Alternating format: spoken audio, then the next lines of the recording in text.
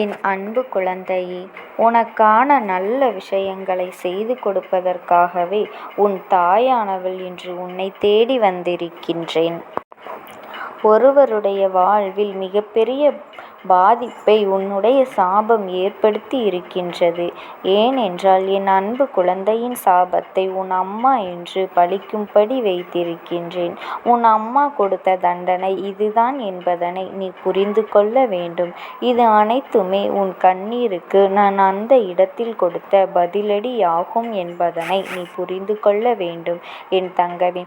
அவர்கள் வாழ்க்கையில் மிகப்பெரிய தாக்கத்தை இந்த விஷயம் ஏற்படுத்தி இருக்கின்றது. இது உனக்கான பதிவாகும். என் அன்பு குழந்தையே, உனக்கு வாழ்வில் மிகப்பெரிய துயரத்தை எல்லாம் கொடுத்த நபர்களுக்கு நான் கொடுக்கும் பதிலடி என்பதனை நீ மறந்து விடாதே. அதனால் என் வாக்கினை நீ முழுவதுமாக கேட்டு நீ கூடிய விரைவில் ஒரு நல்ல முடிவினை எடுக்க வேண்டும். அதனால்தான் உன் அம்மா என்று உன்னோடு பேச வந்திருக்கின்றேன். நீயும் இதை கேட்டுக்கொண்டிருக்கின்றாய். உன் அம்மா சொல்லும் பொழுது நான் இந்த விஷயத்தை நீ தைரியமாக கேட்க வேண்டும். என் அன்பு குழந்தையே, உன் வாழ்க்கையில் பிரச்சனைகளை முடித்து நான் அதனை இல்லாமல் செய்து விடுவேன் என்பதனை நீ மறந்து விடாதே. இதை மட்டுமல்ல, எல்லா நல்ல விஷயத்தையும் நான் உனக்கு செய்து கொடுப்பேன். உன் வாழ்க்கையில் மாற்றத்தை கொண்டு வருவேன். உன்னுடைய வீட்டில் மங்களகரமான விஷயங்களை செய்து கொடுப்பேன். உன் வாழ்க்கையில் நீ கண்ணீரையே பார்க்க கூடாது, கண்ணீரையே பார்த்திருக்க மாட்டாய். இது போன்று உனக்காக எல்லா விஷயங்களையும் உன் அம்மா நான் செய்து கொடுக்க போகின்றேன். ஆனால் சில நேரங்களில் பொய்யான வார்த்தைகளை பேசி சில உறவுகள் உன்னை நம்ப வைத்து ஒரு நாடகத்தை நடத்தியது. அந்த நாடகத்தை அன்பு குழந்தையே, நீ முழுவதுமாக நம்பி உன் வாழ்க்கையையே நீ தொலைத்துவிட்டு இறுதியாக நிர்கதியாக நின்று கொண்டிருக்கின்றாய் அல்லவா? ஆனால் என் அன்பு குழந்தையே, இது எல்லாம் ஒரு நாள் தெரியவரும் தருணத்தில் வாழ்வா நரகமா என்று ஒரு வாழ்க்கையை நீ வாழ்ந்து கொண்டிருக்கின்றாய். அன்று அந்த நபருக்கு நீ சாபம் விட்டது உனக்கு ஞாபகம் இருக்கின்றது அல்லவா? என்னை இப்படி பொய்யேமாற்றினாயே, உண்மையாக இருந்த எனக்கு இப்படி துரோகம் செய்தாயே, அனைத்திற்கும் காலமும் என் அம்மா தாயும் பதில் சொல்வாள் என்று நீ அன்று சொன்னாயே. நான் அன்று கண்குளிர பார்ப்பேன் என்றும் நீ சொன்னாயல்லவா? என் அன்பு குழந்தையே, அன்று நீ மண்ணை தூற்றி சாபம் விட்டாய் அல்லவா? அந்த சாபத்தை தான் நான் இன்று நிறைவேற்றி வைப்பதாக வந்திருக்கின்றேன் என் பிள்ளையே. உன்னுடைய சாபத்தை இன்று நான் நிச்சயமாக நிறைவேற வைப்பேன். அதற்காக உன் அம்மா நான் ஓடோடி வந்திருக்கின்றேன். அது என்ன தெரியுமா? அவர்கள் வாழ்க்கையை மிகப்பெரிய ஆபத்தை உண்டாக்கி இருக்கின்றேன்.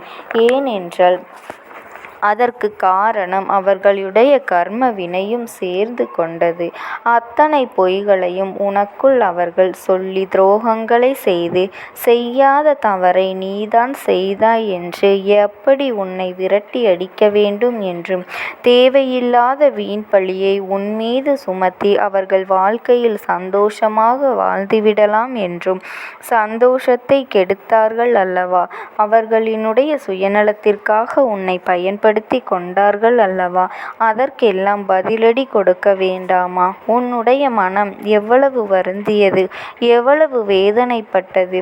நீ சிந்திய கண்ணீரெல்லாம் அவர்களுக்கு தக்க தண்டனையோடு கொடுக்க போகின்றது.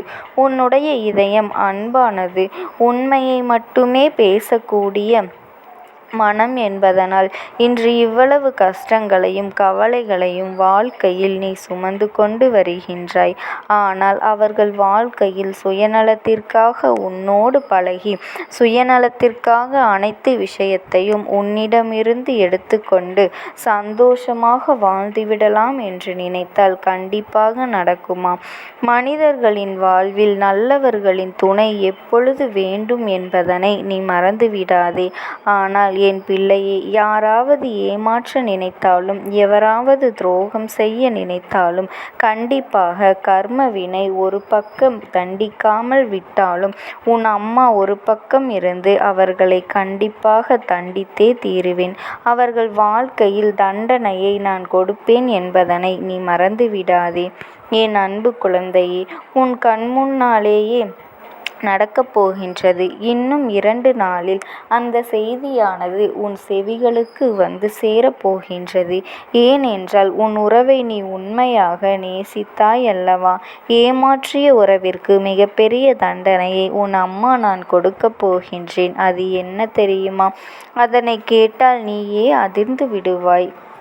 ஆனால் இன்னும் 2 நாட்களில் அந்த செய்தி உன் செவிகளுக்கு வந்து எட்டப் போகின்றது. இருந்தாலும் இப்பொழுது ஒரு சிறிய விஷயத்தை மட்டும் உன்னிடத்தில் சொல்கின்றேன். ஒரு விபத்தை சந்திக்கப் போகின்றார். அவரவர் கர்ம வினை காரணமாக இந்த விபத்தானது ஏற்பட போகின்றது. வாழ்க்கையில் நரகம் என்றால் என்ன என்று இப்பொழுது அவர்களுக்கு புரிய போகின்றது. அவர்கள் எப்படி என் அன்பு குழந்தையே உன்னை வெறுப்பினை தூண்டும் விதமாக பேசினார்களோ அதற்கெல்லாம் அவர்கள் அனுபவிக்க வேண்டும் அல்லவா? ஒவ்வொரு தருணத்திலும் என்னுடைய அன்பு குழந்தையின் கண்ணீரையும் கவலையையும் துன்பத்தையும் துயரத்தையும் அதிகரித்துவிட்டு நாம் சந்தோஷமாக வாழ்ந்துவிடலாம் என்று நினைத்தால் வாழ்ந்துவிட முடியுமா? இல்லை, வாழத்தான் உன் அம்மா நான் விட்டு விடுவேனா?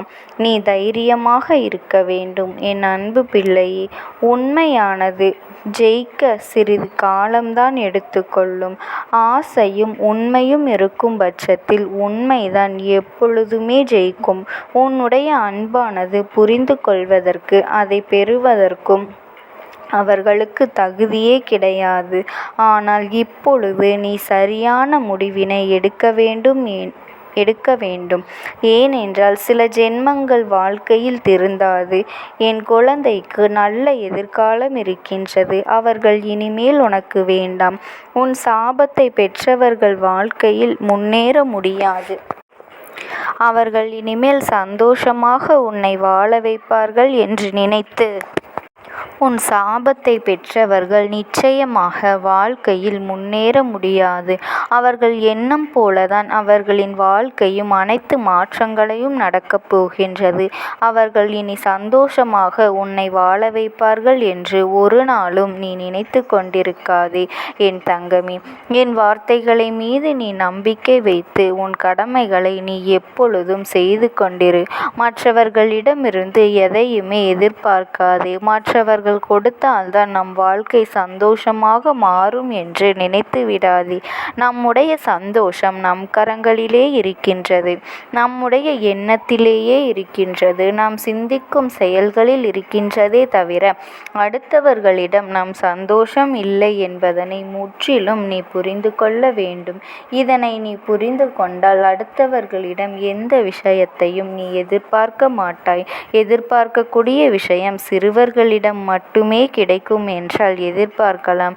ஆனால் என்னுடைய சந்தோஷம் மட்டுமே எனக்கு முக்கியம் என்று நீ நினைப்பவர்களிடம், அவர்களுடைய சந்தோஷத்தை பார்க்கக்கூடிய மனிதர்களிடம் சென்று உன்னுடைய சந்தோஷத்தை எதிர்பார்க்காமல் அந்த இடத்தில் சந்தோஷத்தை தடை செய்யக்கூடிய உன்னுடைய சில மனிதர்களிடம் சென்று நீ எதையும் எதிர்பார்த்தால் அந்த இடத்தில் உனக்கு நிச்சயமாக ஏமாற்றம்தான் கிடைக்கும் என் தங்கமே. அளவிற்கு மீறி ஒரு உறவின் மீது நம்பிக்கை வைத்து அதீத அன்பின் மீது ஏமாந்ததெல்லாம் போதும். இனிமேலாவது என் பிள்ளை நீ தைரியமாக இருக்க வேண்டும்.